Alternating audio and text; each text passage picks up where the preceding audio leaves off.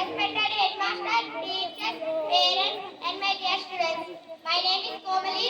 I am studying fourth class in our school.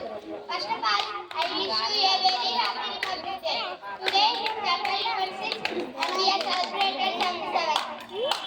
Republic Day of our nation. Republic Day is our national festival of India. We celebrated the day with great pride and happiness. On this day, in 19th January 26th, the Constitution came into force. The Constitution of India is the supreme law of India. It took 2 years, 10 months and 80 days to draft the Indian Constitution. Our Constitution is largest writing in the world. Dr. B.R. Ambedkar is the father of our Constitution. We must always respect our Constitution. I love my country very much. I am proud to be Jai India.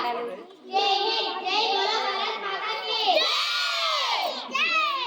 Thank you very much.